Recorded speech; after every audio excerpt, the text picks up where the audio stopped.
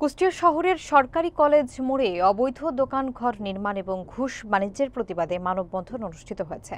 রবিবার বিকেলে কুষ্টিয়া পৌর নাগরিক অধিকার পরিষদ এবং নিরাপদ সড়ক চাই জেলা শাখার যৌথ আয়োজনে বিজয় উল্লাস চত্বরে কর্মসূচি পালিত হয়। বক্তারা অভিযোগ করেন, উচ্ছেদের পর পুনর্নির্মাণ করা এসব দোকান নির্মাণে কোটি টাকার ঘুষ বাণিজ্য হয়েছে। মানববন্ধনে বক্তারা প্রশাসনের জরুরি পদক্ষেপেরও দাবি জানান। বিস্তারিত দেখুন মঞ্জুরুল ইসলামের প্রতিবেদনে। কুষ্টিয়া শহরের সরকারি কলেজ মোড়ে অবৈধ দোকান নির্মাণ এবং ঘুষ বাণিজ্যের প্রতিবাদে মানববন্ধন অনুষ্ঠিত হয়েছে। রবিবার বিকেল 4টার দিকে বিজয় উল্লাস চত্বরে কুষ্টিয়া পৌর নাগরিক অধিকার পরিষদ এবং নিরাপদ সড়ক চাই কুষ্টিয়া জেলা শাখার যৌথ উদ্যোগে এই মানববন্ধনের আয়োজন করা হয়। বক্তারা জানান, শহরের অন্যতম ব্যস্ত এলাকা কলেজ মোড়ে অবৈধ দোকান নির্মাণ এবং দখল বাণিজ্যের কারণে প্রতিদিনই তীব্র যানজট দেখা দিচ্ছে, যার ফলে সাধারণ মানুষ এবং শিক্ষার্থীরা ভোগান্তিতে পড়ছেন। সম্প্রতি পৌর কর্তৃপক্ষ কর্তৃক উচ্ছেদ করা 28টি দোকান মাত্র 9 দিনের মধ্যে পুনর্নির্মাণ শুরু হওয়ায় জনমনে ক্ষোভ সৃষ্টি হয়েছে। বক্তারা দাবি করেন, এসব দোকান পুনর্নির্মাণে প্রায় 3 কোটি টাকা ঘুষ লেনদেন হয়েছে বলেও গুঞ্জন রয়েছে। মানববন্ধনে প্রধান অতিথি ছিলেন কুষ্টিয়া পৌর নাগরিক অধিকার পরিষদের আহ্বায়ক এবং জেলা বিএনপির সাবেক সাংগঠনিক সম্পাদক অ্যাডভোকেট শামীমুল হাসান আপু। সভাপতিত্ব করেন নিশ্চার জেলার সভাপতি নুরুন নবী বাবু। মানববন্ধনে স্থানীয় সামাজিক, রাজনৈতিক এবং পেশাজীবী সংগঠনের নেতৃবৃন্দরা উপস্থিত থেকে প্রশাসনের দ্রুত হস্তক্ষেপ কামনা করেন। আমরা কড়া ভাষায় বলতে চাই যে আমাদের কুষ্টিয়াতে, আমাদের সাংস্কৃতিক রাজধানীতে কোনো অন্যায়, কোনো নিয়ম যদি আবার কেউ মাথা চাড়া দিয়ে উঠতে চায়, আমরা এর প্রতিবাদ করব। আমরা কুষ্টিয়া সরকারি কলেজ বোর্ডের অবৈধ স্থাপনা বাতিলের জন্য বলেছি, তাকে আমরা প্রশ্ন করেছিলাম, ডিসি মহোদয়, আপনি গত সপ্তাহে সেই দোকানগুলো ভেঙে দিলেন, সেই দোকানগুলোকে প্রশাসনের মাধ্যমে উচ্ছেদ করলেন, কি এমন আইনের ঘোর কাজ হলো যে রাতের অন্ধকারে সেই দোকান আবার পুনরায় নির্মাণ শুরু হলো?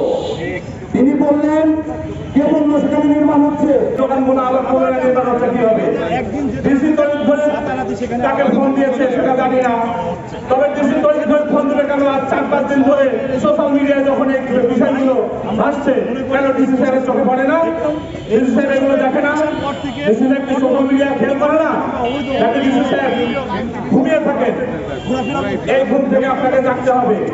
আমরা দেখেছি বিগত 2-3 সপ্তাহ আগেও আমাদের কুষ্টিয়ায় এত অস্থিতিশীল ছিল না, হঠাৎ করে অস্থিতিশীল হয়ে গেছে। এই ডিসি সাহেব আসার পর থেকে আমরা দেখতে পাচ্ছি অনিয়ম, দুর্নীতি, ঘুষ বাণিজ্য সবকিছু এখানে বিদ্যমান দেখা যাচ্ছে। এবং সেখানে আমরা দেখতে পাচ্ছি যে সিভিল সার্জনের মতো একটা জায়গায় নিয়োগ পরীক্ষার যে প্রশ্নপত্র ফাঁসের ঘটনা হয়েছে, সেখানে 2-3 জন বা 5 জন জড়িত আছে। সেই জড়িতদেরও তারা দুদকের মাধ্যমে সেখানে সব থেকে ব্যস্ততম সড়ক এবং সব থেকে মজার ব্যাপার, সরকারি কলেজ এবং পলিটেকনিক ইনস্টিটিউটের মতো সরকারি প্রতিষ্ঠান ওই সড়কের পাশে।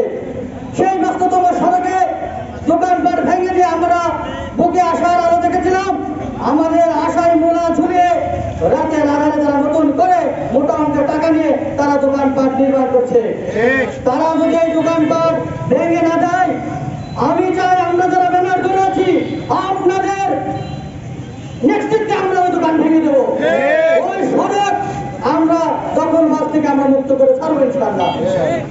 আপনার এই দুর্নীতির সমস্ত গন্ধ ছড়িয়ে পড়েছে, আপনার সংশোধন হন, না হলে জেলা প্রশাসকের দলকে আমরা তালা মারব।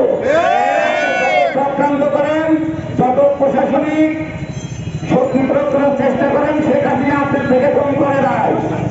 আপনার কুষ্টিয়া সম্পর্কে ধারণা করুন, আপনার বিভিন্ন ডিপার্টমেন্টে যেভাবে এই ঘুষ বাণিজ্য এবং কিছু মানুষকে সুবিধা দেওয়ার পথ বেছে নিয়েছেন, এই কুষ্টিয়ার আম জনতা আপনার এই মুখোশ উন্মোচন করবে।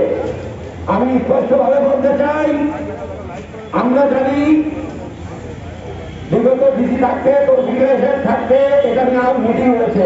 এই পরিপ্রেক্ষিতে পৌর কর্তৃপক্ষের সঙ্গে আলোচনা সাপেক্ষে ইতিমধ্যে আমরা অনেকগুলো সমস্যার সমাধান করতে সক্ষম হয়েছি।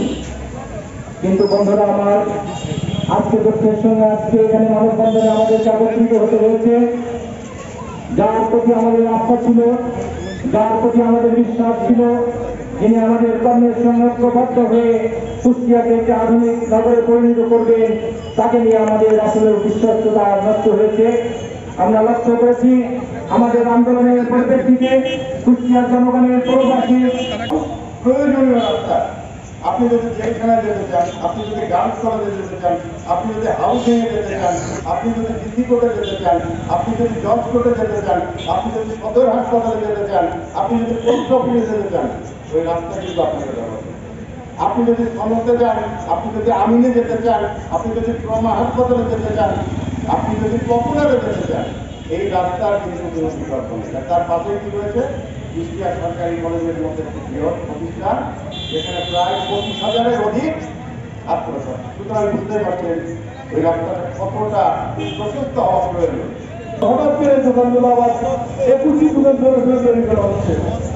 এই ব্যাপারে আমরা কৃষক পৌর নাগরিক অধিকার পরিষদ ও নিরাপত্তা কর্মচারী থেকে মানববন্ধন করছি এবং আমি বলতে পারছি পরবর্তীতে যদি দোকান নির্মাণ বন্ধ না হয় তাহলে আগামীতে আমরা আরো কঠোর কর্মসূচি ঘোষণা করবো।